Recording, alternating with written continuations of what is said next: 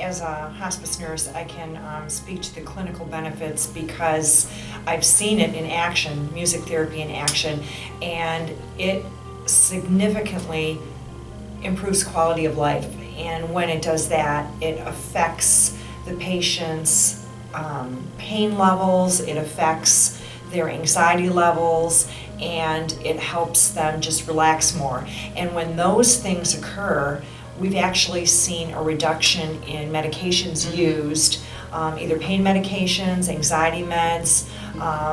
So it really does have an impact clinically on a patient in such a positive way.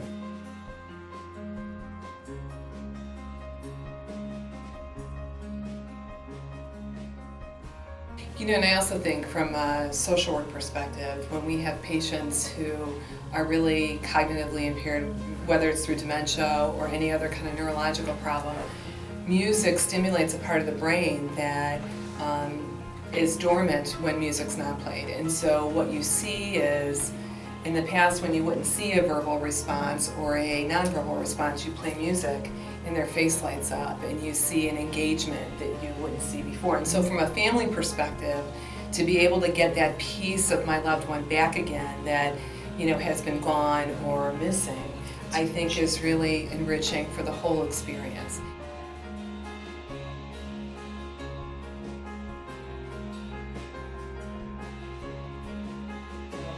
Not everyone is religious or spiritual, but sometimes that part of their existence, their philosophy of life, can be freed up from a different experience.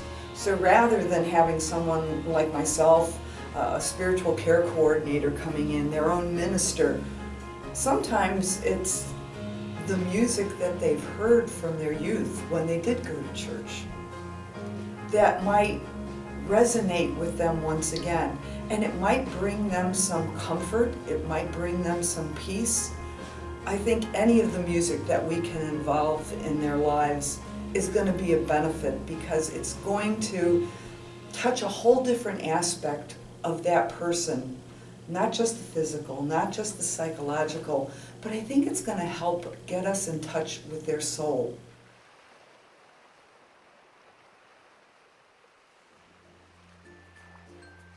Disease progressed, the wife was very distressed by that. So she put some music on, soft music, classical music that he really loved in the background as I was reading how the tribe was losing that particular day. And I could see him grimacing and I could see that there was something going on non-verbally. And so I put the paper down and I said to Peter, Peter, what's on your mind? I said, a penny for your thoughts. And the music kicked in at the same time I was asking the question, and I could see him kind of moving a little bit. And he almost seemingly woke up and looked at me and said, my thoughts are worth more than a penny. And it was so moving, and it hadn't happened before the music was playing. And so, again, we talk about how music stimulates a part of the brain that you can't get any other way. And when he said that, I looked at him and I said, you're right, they are worth more than a penny. And his wife came in right as he said that, and she was crying, and because there was a connection that had been missed before. Until she played the song, You Are My Sunshine. And at that moment, the patient actually joined in song. And the daughter was blown away because her mother had not spoken, really didn't respond.